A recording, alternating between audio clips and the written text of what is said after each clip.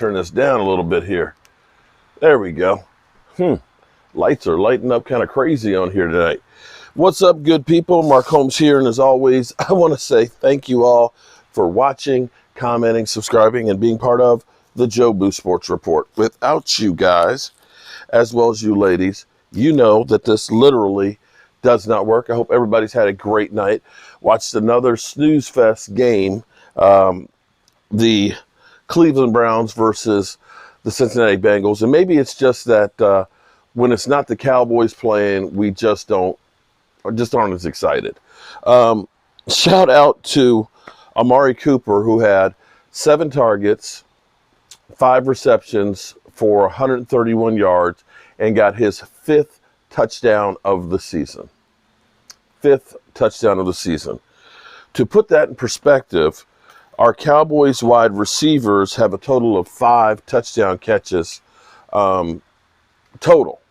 Now, truth be told, this is a case where you could say maybe those numbers are a little bit skewed because of circumstances.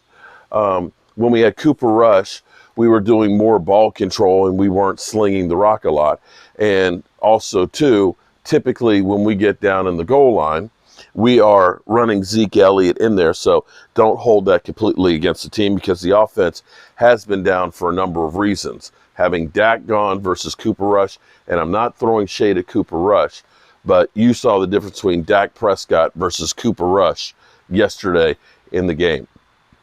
And that should make you actually feel better.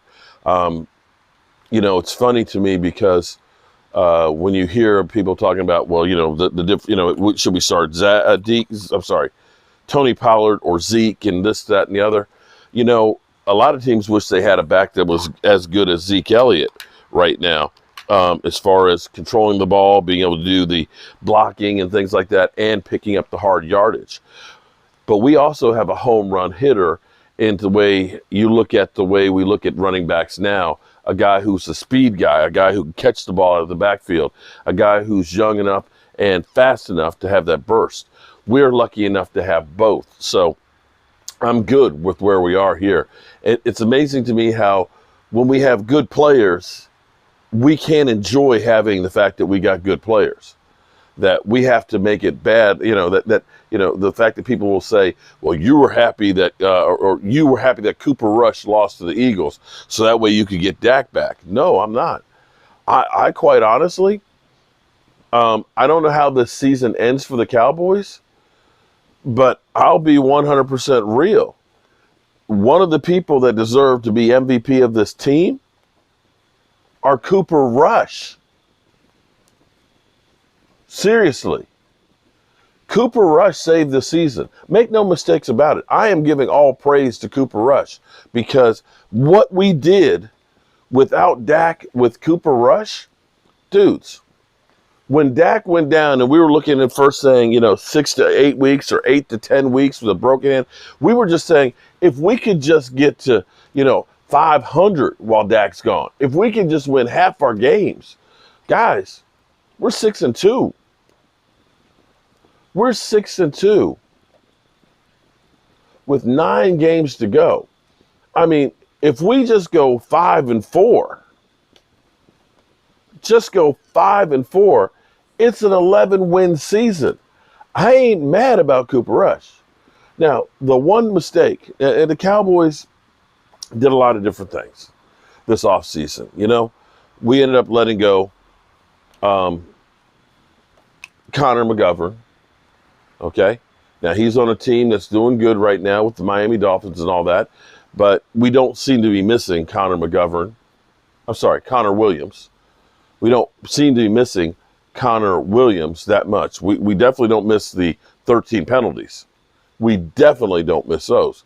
And we don't seem to be missing La'el Collins.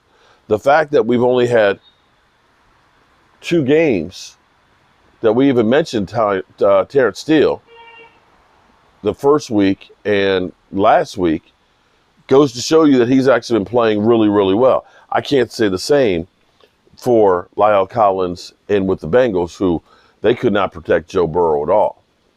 You look at the $70 million that Denver's paid Randy Gregory. Well, it seems like we've made up for that with Dante Fowler, who is a hell of a lot cheaper, or Dorrance Armstrong, who right now, Dorrance Armstrong has, I believe, as many sacks as Randy Gregory had at his highest season. And we still have half a season plus a game to go. So most of the moves that the Cowboys made look good. They look real good. It's just that one that is just like, that just keeps hurting. It's like a pimple on your ass, you know, that boil. And every time you sit down, you feel it. So you watch Monday Night Football and you see now Amari Cooper, maybe we're okay because he did throw an interception. Damn it, Amari, you suck. That's why you got out of here. But no, honestly, you saw him on that deep route. Bring it in. A 5th-round draft pick. A 5th-round draft pick. And see, this is where if we go out and people are saying, oh, we should trade, you know, let's go get DJ Moore, you know, and you're thinking that DJ Moore is going to be a 1+, you know, oh, let's go out and get Jerry Jeudy. We already know that they're looking for a 1 and a 3. We spend that kind of capital and we just let Amari Cooper go and we're taking a $6 million dead hit, that's hard to swallow. That's really hard to swallow because apparently there's nothing wrong with Amari Cooper. He's healthy. He's making plays with not even their best quarterback yet. And we had that guy here. And you think about what the Cowboys could have done with Amari Cooper, and we only got a 5th-round draft pick for it. That's a killer. That's just a killer to me.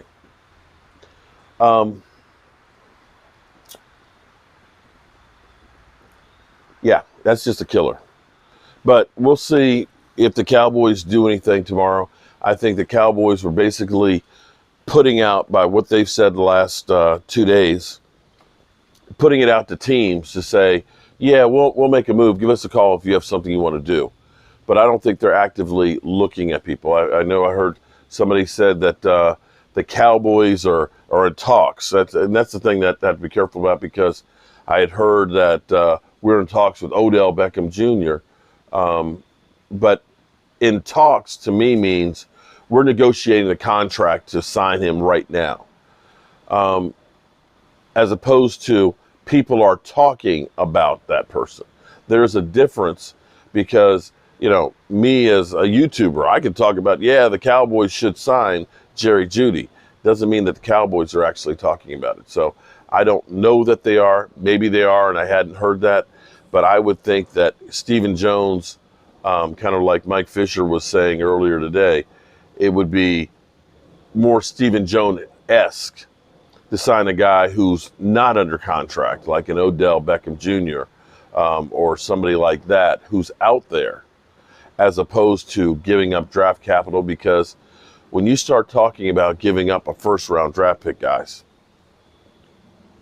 you look at the players that the Cowboys have drafted in the 1st round over the course of, say, the last 12, 13 years, from Des Bryant to Tyron Smith and Travis Frederick and Zach Martin and Micah Parsons and CeeDee Lamb. Those picks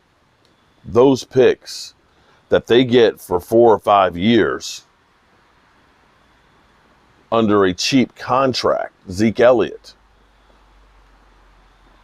that have been lights out. Yes, there was the Morris Claiborne and the Taco Charlton, but they're hitting like over 80% of getting Pro Bowl players in the draft for that number 1.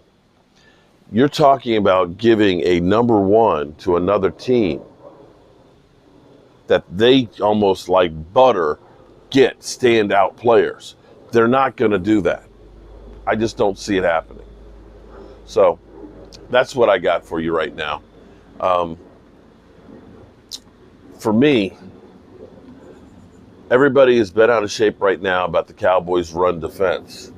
And I'll have more on that tomorrow. But I think some of that is circumstances of when you get new players on the field, it takes time for them to play together. And I've got to give a shout out, and I forgot to last night, to Damone Clark. Damone Clark, who came in for Anthony Barr, who had a sore hamstring, and ended up playing 3/4 in the game and ended up getting 7 tackles. For a guy who had no training camp, no OTAs, who had his back fused together, and was also ran 21 miles an hour in that game. You look at it from the standpoint of what the Cowboys have done with the draft. To find a guy like that, we'll see how his career goes, in the 5th round is why the Cowboys covet their draft picks. So, there you go. Well, tomorrow's already Tuesday. Unfortunately, we've got no Cowboys football this weekend. There's no Giants football this weekend either.